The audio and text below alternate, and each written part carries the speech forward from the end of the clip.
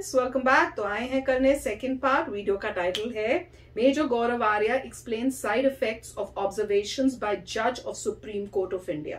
तो अगर आपने फर्स्ट पार्ट नहीं देखा तो उसको डेफिनेटली देख लेना, इससे पहले वो लगाया हुआ है। तो वीडियो शुरू करते हैं। वीडियो शुरू करने से पहले अगर आप चैनल पर नए हो और आपने अभी तक सब्सक्राइब नहीं किया है तो जल्दी से पहले सब्सक्राइब के बाद बेल आइकन को क्लिक कर लो ताकि आपको हमारे सारे न्यू वीडियोस के नोटिफिकेशन मिल जाए जैसे हम अपलोड करें। अगर आपको वीडियो पसंद आता है प्लीज लाइक एंड शेयर। चलिए शुरू करते हैं। With you, it's with me, it's with everybody. ये सबके साथ है एवरीबॉडी। तो ये कर रहे हैं, ये गलत है ये, ठीक है। तो अपील यही है, सारे के सारे केसेस सिंगल कोर्ट पे दिल्ली में ट्रांसफर करे जाएं। क्यों? दो कारण हैं। पहला कारण यह है कि नुपुर शर्मा की जान को खतरा है। क्या कोर्ट गारंटी देती है कि हम तुम्हें गारंटी देते हैं कि तुम्हारा बाल बांका नहीं होगा? Court can not give guarantee. Court के पास अपनी फौज थोड़ना होती है, अपनी पुलिस तो थोड़ना है। वो किसी और स्टेट में जाएगी, वो तो चीफ मिनिस्टर को डायरेक्शन देंगे। वहां पे क्या पता स्टेट में क्या हो रहा है, स्टेट पुलिस क्या करे, किसका कब एनकाउंटर करे, किसको मार दे। So there is nothing that can be done. That is number one. Number two which is very important is that इसका प्रावधान है लॉ में। नुपुर शर्मा जो मांग रही है वो कोई चांद नहीं मांग रही। नुपुर शर्मा प्रैक्टिकल चीज मांग रही है और कह रही है कि इसका प्रावधान है। ऐसा पहले हो चुका है। There are past judgments which state that you can do this and it's been done. There is precedence. It's been done. So why the hesitation? Why did he say why the no? hesitation? या तो बोले president really serious case. ठीक है। इतनी बड़ी बात जो नुपुर शर्मा के लिए उन्होंने बोली, आई वाज शॉक्ड। ये तो उन्होंने अजमल कसाब के लिए नहीं बोली भाई। मुझे तो समझ नहीं आया कैसे। ये उन्होंने अजमल कसाब के लिए नहीं बोली। हाँ, जो भी चीज का वर्डिक्ट आ रहा है, ड्राई सी बात करी होगी। अजमल कसाब के लिए बोला कि भाई तुमने इतने लोग मार दिए, इतने 100 लोग मार दिए यहाँ पे। नहीं, ऐसी बात तो नहीं बोली यार। आपने ये बोल दिया कि पूरे देश में चल रहा है, यही कर रही है। कैसे? And that was not even a judgment, that was an observation by the honourable court. वही तो सबसे हैरानी की बात है। I wish to understand how this observation can be made. I don't know. दूसरे पक्ष ने अपनी बात नहीं करी, किसी ने कुछ नहीं करा, आपने बोल दिया कि लड़की ने करा है बिना किसी पूछे कुछ। This defies logic. भाई I am not lettered in the law. मुझे कानून क्या कहता है मुझे इसकी जानकारी नहीं है। मैं तो सिर्फ एक कॉमन सेंस और लॉजिक की बात कर रहा हूं। Because I don't think that the law and common sense are contradictory. मुझे लगता है all laws are common sensical. They have to be common. गणित होती है ना, 2 + 2 = 4। मेरे हिसाब से तो जब कोई केस चल रहा होता है जज तो बोलते law is essentially like a science. It has to be logical. अगर लॉजिकल नहीं है फिर लॉ नहीं है। फ्रीडम ऑफ स्पीच आप कहते हैं there are reasonable restrictions on the freedom of speech. What are those restrictions? Who are these? Is the law same for all the citizens of India? कि there is a different law for Hindu, different law for Muslim, different law for Sikh, different law for Christian, Buddhist के लिए अलग, जैन के लिए अलग, पारसी के अलग। हमें बताया जाए। As a citizen of India I request that I be told by the highest court कि सर क्या हर एक धर्म के लिए, हर एक मजहब के लिए कानून अलग है भारत में? अगर है तो आप मुझे बता दीजिए। आपने एक बार मुझे बता दिया, फिर उसके बाद मैं अपना मुंह बंद कर लूंगा, क्योंकि अगर प्रावधान है ऐसा तो ठीक है। हमें तो ऐसा बताया गया है कि you can speak your mind with in reasonable restrictions and everybody can speak. अगर रहमानी बोल सकता है, अगर रहमानी बोल सकता है तो नुपुर क्यों नहीं बोल सकती? अच्छा, रहमानी को तो किसी ने नहीं बोला तेरा सर तन से जुदा कर देंगे। वही तो। वो तो फिर वही सफेद कुर्ता टीनोपॉल वाला पहन के आ जाएगा, उसको तो कोई कुछ नहीं बोलेगा। क्यों? ना कोर्ट ने बोला, ना कोर्ट ने ये बोला कि नुपुर शर्मा हु ट्रिगर्ड हर। मैं वही तो कह रही हूं। वो जो गुस्सा हो गई क्यों हो गई, वो जो आग बबूला हो गई क्यों हो गई, वही तो मैंने वाई, बता दी। क्या कारण था उसका? Nobody told. तो ये वैभव बात यहीं पे आके रुकती है। वैभव मेरी जो मिलॉर्ड हैं, मेरी उनसे एक और विनती है, गुजारिश, रिक्वेस्ट है कि ये जो लेफ्ट लिबरल गैंग है ना, जिसको खान मार्केट गैंग भी कहते हैं, ये सांप के बच्चे हैं ये लोग। ठीक है, ये एक जमाने में छोटे छोटे सपोले थे, इनको इतना दूध पिलाया डबल क्रीम का, ये अब पूरे अजगर बन गए। ठीक है, तो मिलॉर्ड मेरी आपसे रिक्वेस्ट है कि आप इनसे दूर रहें। इनका जो माइंडसेट है that is a contagious disease. करोड़ोंपति हैं, इनकी ऐसी ऐसी जगह कोठी हैं जहां पे कोई आम आदमी चलने से डरे। भारत में कोई कम्युनिस्ट गरीब नहीं है वैभव, है ना? और यही लोग फिर अब इनका दिमाग, you are right when you said that they think in terms of Greenwich mean time, they don't think in terms of Indian standard time. IST का इनका दिमाग ही नहीं चलता। ये वहां के जो सोल्यूशन है यहां पे जक्सटपोज करने की कोशिश करते हैं, यहां पे डालने की कोशिश करते हैं कि भैया वहां पे जो है माइंडसेट, वहां पे जो खाका चल रहा है इधर फिट करो। देखो बात यह है कि जब बुरहान को मारा ना, तो यही सिस्टम था, यही इकोसिस्टम था वैभव, जिसने बोला कि अरे वो जो बुरहान था उसको मार दिया और बहुत गलत करा और बेचारे गरीब स्कूल मास्टर का बेटा था वो, और बचपन में कभी वो जा रहा था तो उसको फौजी ने थप्पड़ मार दिया तो आतंकवादी बन गया। मैं एक किस्सा सुनाता हूं, ठीक है। 1992 मैं 3rd ईयर में था कॉलेज में, ठीक है, कॉलेज में 3rd ईयर में था। मैं गया ग्वालियर, फादर पोस्टेड थे भोपाल, मैं गया ग्वालियर। सब स्टूडेंट्स को पिटाई लग रही थी, डंडा मुझे भी पड़ा, पुलिस वालों ने मारा। अच्छा, मैं मध्य प्रदेश पुलिस से मुफ्त में पिट गया, मैं मतलब मेरे को लेना दो, सबको पड़ रही थी, मुझे भी पड़ गई। जब मुझे पुलिस ने डंडा मारा उस समय मेरे पिताजी डायरेक्टर जनरल ऑफ पुलिस थे मध्य प्रदेश के, और मेरी हिम्मत नहीं हुई पिताजी से क्या बोलता कि पापा मैं पिट गया। वो बोलते कि नहीं बेटा तुम ही ने कुछ करा होगा गड़बड़। अच्छा, मेरा कोई लेना है लेना दो, वो पुलिस मार रही थी, हम बीच में फंस गए, हम भी पिट गए, कोई बात नहीं, हम आतंकवादी बन गए क्या? Umar Fayaz 2nd battalion the Rajputana rifles, उसके साथ भी ये था, उमर फयाज को भी थप्पड़ मारा था, उसकी कहानी है उमर फयाज की।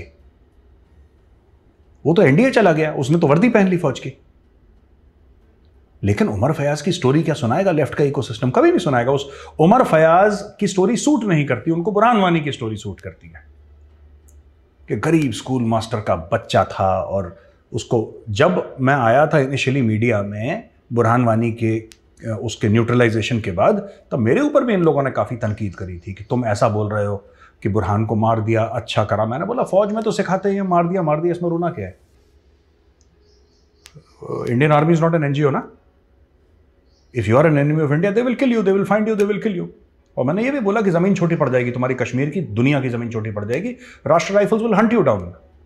वहां पे तो हंटर टाइप के लोग जाते हैं आरआर में, लेकिन नहीं, उसको एक विक्टिमहुड का नैरेटिव। तो मैं जो भी जज साहिबान हैं, मिलॉर्ड हैं, मैं आपसे ये रिक्वेस्ट करूंगा सर, इनके साथ आप हैंग अराउंड मत करिए, ना इनके पब्लिकेशंस पढ़िए, ये लोग झूठ लिखते हैं, ये फरेबी लोग हैं, और बड़े बड़े, मैं नाम नहीं लेना चाहता पब्लिकेशंस के, कहते हैं कम्युनिस्ट, मार्क्सिज्म और लेनिनिज्म की बात करते हैं, अमेरिका का पासपोर्ट इनके पास है, करोड़ों रुपए इनके बैंक में है, और ये फिर अपने आप को कम्युनिस्ट बनते हैं और यहां पर जहर फैलाते हैं भारत में। यही चीज अमेरिका में करें जहां का इनके पास पासपोर्ट है, एफबीआई पकड़ के जेल में डाल देगी इनको, ठीक है, जो ड्रामा यहां पे इंडिया में करते हैं। लेकिन ठीक है, इंडिया में चलता है क्योंकि India is a true democracy, we are suppose to tolerate, so we tolerate. आम आदमी, मैं भी टॉलरेट करता हूं सर, आप भी टॉलरेट करते हैं, but the fact of the matter is sir कि ये लोग यही चाहते हैं, लेफ्ट का इकोसिस्टम, रेडिकल इस्लामिस्ट इकोसिस्टम, ये यही चाहता है। मैं आपको 2 टूक शब्दों में बोल दूं मिलॉर्ड, 2 टूक शब्दों में, ये हत्या करना चाहते हैं नुपुर शर्मा की। मैं आपको बता रहा हूं, ये हत्या करना चाहते हैं नुपुर शर्मा की, और मैं आपको छोटा सा प्रूफ दे दूं, ठीक है। नुपुर शर्मा ने बोला सारी जो इस्लामिक कंट्रीज थी उन्होंने खड़काना शुरू कर दिया, ये गलत है, ये गलत है, गलत है। चलो हमने बोला गलत है, आपने गलत है, ओके डन, आपने बोल दिया ना गलत है, हम मान लेते हैं गलत है। किसी एक ने बोला कि बेचारा कन्हैयालाल गरीब था, टेलर उसकी गर्दन काट दी, ये गलत है। एक कंट्री ने बोला, कुवैत से कुछ आया, किसी ने नहीं बोला, पाकिस्तान से कुछ आया, नहीं आया ना, वो नहीं आएगा, नहीं आएगा, नहीं आएगा। ये you and I R dispensable. When we die, it is only our families and our friends who will cry. There is no ecosystem to look after us. तो इकोसिस्टम हम खुद ही बना लेंगे भैया, हम किसी की मोहताज नहीं है कि कोई खान मार्केट वाला हमारे लिए टसुए बहाए, हम खुद अपना मैनेज कर लेंगे मामला। लेकिन fact of the matter is कि आप देख रहे हैं डिसबैलेंस क्या है, ठीक है। नुपुर शर्मा कुछ कहती है तो लोग टर्की में ट्रिगर हो रहे हैं, इंडियन डिबेट से टर्की में ट्रिगर हो रहे हैं, ठीक है। अमरावती में एक इनोसेंट आदमी को मार दिया जाता है सरतंजुदा बोल के, किसी ने यह भी नहीं बोला कि अच्छा यार बुरा लगा यार, जैसे लोग बोल देते हैं ना, रिवाज है, बोल देते हैं कि यार बड़ा बुरा लगा यार, किसी के घर में मौत हो गई, ऐसा होना नहीं चाहिए था, आर कंडोलेंसेस। नो नो, जबकि मामला वही है, उसी लिए तो हुआ है मामला पूरा। यही तो मिलॉर्ड बोल रहे हैं कि भाई नुपुर शर्मा तुमने अपने मुंह से करा, गलत बात तुमने बोली, तुमने बकवास करी, इसलिए देश में आग लग गई और उदयपुर वाला आदमी मारा गया, Kanhaiyalal ji, he was murdered because of what Nupur Sharma said. भाई ये तो पूरा का पूरा मामला ही, बाकी जो कंट्रीज की बात कर रहा हूं तो मुनाफकत पे बेस्ड है। Nobody condemned the killing of an innocent man, but everybody is so obsessed with 2-3 lines spoken on television. Welcome to the modern age, welcome to the ecosystem Vaibhav. यही यहां पे होता चला आया है. वैभव ऐसा है कि जैसे अमेरिका में so called the world's greatest democracy, वहां पे जजेस आर क्लियरली रिपब्लिकन और डेमोक्रेट, और मीडिया भी कहता है कि ये रिपब्लिकन जज है, और वो ओन भी करते हैं कि यहाँ मैं रिपब्लिकन जज हूं. इंडिया में ऐसा नहीं है. इंडिया में थोड़ा न्यूट्रलिटी वाला मामला है, होलियर देन दाऊ ना, कि हम लोग आप देखें ना इससे हुआ क्या डैमेज. हुआ डैमेज ये है कि आप अब अगर वही जज बैठेंगे, ओह माय गॉड, उन्होंने तो पहले ही पत्ते दिखा दिए अपने. वो तो नहीं होना. अभी जजमेंट कहाँ आई है? It's not going to be a judgment नहीं आई ना. जस्टिसेस ने अपने पत्ते दिखा दिए कि भाई we are against Nupur Sharma. आपने बोल दिया ना कि we are against Nupur Sharma, बस कहानी खत्म हो गई. आपने नूपुर शर्मा का फ्यूचर सील कर दिया, आपने ये बोल के कि we are against Nupur Sharma, क्योंकि आपने you have held her accountable for the violence in the country, you have held her accountable for Kanhaiya Lal ji murder. कैसे? कहानी खत्म. दूसरा मतलब इसका यह है कि जो 2 आतंकवादी थे जिन्होंने कन्हैया लाल जी का मर्डर करा था, वो तो कहेंगे कि भाई सुप्रीम कोर्ट ने जस्टिफाई करा हमारा मर्डर, हम तो ठीक है बिल्कुल, we are well within our rights to kill innocent man. आप छोड़िए हमें, हमने क्या गलती करी है? तो मैं यही रिक्वेस्ट करूंगा मिलॉर्ड से कि सर देखिए, आपने जो बोला ना, इससे पूरा मामला कलर हो गया. वो हम लोग जो समझते थे कि जो कानून की देवी है, जो हम कहते थे, जो आंख में पट्टी बांधती है और तराजू का बराबर तोलती है, कोई भी हिंदू हो, मुसलमान हो, सिख हो, ईसाई हो, गरीब हो, अमीर हो, मंत्री हो, संतरी हो, इट डज नॉट मैटर. जो कानून की देवी हो तराजू में बराबर तोलती है. आंख में जो पट्टी है उसका मतलब क्या है? कि वो ये नहीं देखती कि मेरे सामने कौन खड़ा है. आंख में पट्टी का मतलब ये है कि लेडी जस्टिस जो है, she does not look who standing in front of me. जो भी हो, तुम कोई हो, कानून बराबर लागू है. पर अगर मिलॉर्ड्स ने पहले ही बोल दिया, दोनों तरफ के बयान ना सुन के, सिर्फ एक एफआईआर को एक जगह आप ले आए कि एक जगह कोर्ट में केसेस हो, अगर पहले ही आपने वो कर दिया, तो फिर न्यूट्रलिटी कहां गई? मेरे सिंपल सवाल है. जैसे देखो, लॉ के मामले में मैं अंगूठा टेकूं, मुझे कुछ नहीं पता, तो कॉमन सेंस है यार. लेकिन मैं ये जानना चाहता हूं कि अगर वैभव आप हैं जज और आपको मेरा केस सुनना है, और मेरा केस सुनने से पहले, केस चलने से पहले आप ये बोले कि नहीं मेजर साहब आप तो गिल्टी हैं, मेरे हिसाब से कलेश की जड़ आप है, आपकी वजह से सारा ये ड्रामा चल रहा है जो देश में आग लग रही है, तो मैं किस उम्मीद से आपके सामने जाऊंगा कि जज साहब मुझे न्याय दीजिए? Will I be hopeful of justice? I will not be hopeful, क्योंकि मुझे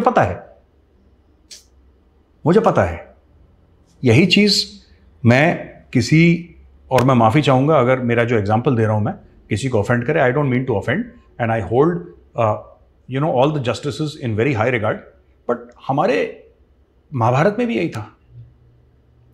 पांडव जब बैठे थे और कौरव जब बैठे थे, when they were playing the game of dice, ठीक है, तब शकुनी मामा ने वो फिट कर दिया था और पांडव हार गए थे अपना पूरा किंगडम जुए में, क्योंकि द डाइस वर लोडेड. ठीक है, मैं फिर कह रहा हूं, मैं किसी जज को, किसी चीफ जस्टिस को गलत बात नहीं कह रहा. We hold you in the highest esteem, इसमें कोई शक नहीं है. लेकिन मैं ये कह रहा हूं कि the dice are loaded against Nupur Sharma. ये जो ऑब्जर्वेशन दिया है ना, द डाइस आर लोडेड. अब लोअर कोर्ट से जस्टिस मिलेगी नहीं, हाईएस्ट कोर्ट में पहले ही बोल दिया कि तुम फसाद की जड़ो. अब बताइए नूपुर शर्मा जाए तो जाए कहां? एक जगह बता दीजिए कि यहां पे कोई जज है जो न्यूट्रल बन के, तो कोई और जो जज सुनेगा कि नाम नूपुर मेरी रिश्तेदार, न दूसरी पार्टी मेरे रिश्तेदार, मुझे कोई लेना देना नहीं. मैं डे 1 से फ्रेश सुनूंगा case and then I will make up my mind. अगर कोई है तो बताइए, फिर वैसा करें, क्योंकि दिस सीम्स टोटली कलर्ड. और आखिरी में मैं यही कहूंगा वैभव, मैं बता रहा हूं, नूपुर गई दिल्ली के बाहर, ये उसको मार देंगे. नूपुर की हत्या हो जाएगी, नूपुर शर्मा की, ये पक्का उसका मर्डर करवा देंगे कहीं ना कहीं. कोई स्टेट, क्योंकि लोग कहां पे, जहां पे उनको लगता है कि उसको जो राजनीतिक तौर पे ऐसे स्टेट्स हैं जहां पे नूपुर को प्रोटेक्शन नहीं मिलेगा, लोकल पुलिस उसको नहीं प्रोटेक्ट करेगी, because local police is under chief minister of that state. Chief minister is the boss, even the home minister, the DGP, everybody reports to the chief minister. So आप अगर ऐसे state में नूपुर शर्मा के ऊपर case file जबरदस्ती करेंगे और बोलेंगे तुम वहां पे जाओ, तो क्या वहां पे दिल्ली पुलिस वहां पे जाएगी, एक लेवल तक जाएगी, जब अंदर जाएगी तो मोदी जी को इतनी प्रॉब्लम्स फेस करनी पड़ी थी, उसके खाने में जहर मिलाया जा सकता है, तो लोग कह सकते हैं उसको हार्ट अटैक हो गया, वो खत्म हो गई, मर गई. लोग कुछ भी कर सकते हैं, कुछ भी हो सकता है, और 2 मिनट लगते हैं करने के लिए. अगर कोई भी राजनीतिक पार्टी चाहे, it's a question of 2 minutes, a matter of 2 minutes, they will finish it of. वो नूपुर शर्मा को दिल्ली से बाहर भेजना मौत के कुएं में ढकेलने के बराबर है। ये पॉइंट मैं अपना रखना चाहता हूं सामने। कोर्ट जजमेंट दे, ऑब्जर्वेशन दे, कोर्ट का मामला, हम इसमें कुछ नहीं कह सकते। लेकिन जब कोर्ट ऐसे ऑब्जर्वेशन देता है ना जिसमें जस्टिस का डाउट पड़ जाए, तो मुझे लगता है ये गलत है। इस मामले में यही हुआ है। इस मामले में आपने एक ऑब्जर्वेशन दे दी, आपने पहले पत्ते खोल दिए, आपने बोला कि भाई हमारा ये माइंडसेट है, नूपुर शर्मा गिल्टी है, नूपुर शर्मा दोषी है, नूपुर शर्मा की वजह से देश में अराजकता फैली है, नूपुर शर्मा है फसाद की जड़, उसकी वजह से देश में आग लगी, उसकी वजह से उदयपुर, अमरावती के जहां के भी मर्डर हुए। अच्छा, चलो कोर्ट की कार्रवाई शुरू की जाए। You understand? आपने सब कुछ बोल दिया, फिर बोला कोर्ट की कार्रवाई शुरू कर दिया। अब क्या लड़ेगी बेचारी नूपुर शर्मा केस? और ये जो बड़े नाम है, ये जो जस्टिस सूर्यकांत वगैरह हैं, ये कोई छोटे नाम है। These are the highest people in the legal profession in India. इनमें से कोई भी किसी भी वक्त चीफ जस्टिस ऑफ इंडिया बन सकता है। किसी लोअर कोर्ट की हिम्मत होगी सुप्रीम कोर्ट, कोई नहीं बोलेगा, nobody will say. The match against Nupur Sharma is fixed.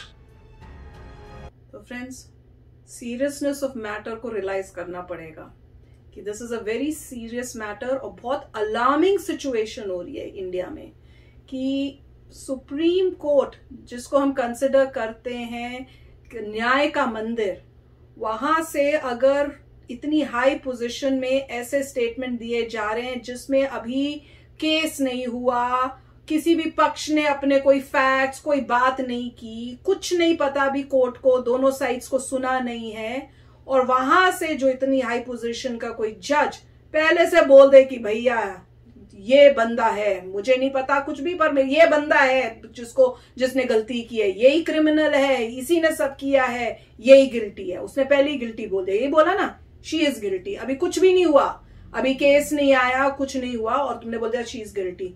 कभी सुना है लाइफ में? मैंने तो कभी सुना नहीं। कभी सोचा ऐसा कभी होता होगा? मैंने तो कभी नहीं सोचा। तो ये तो सुन के बहुत हैरानी होती है कि क्या चल रहा है।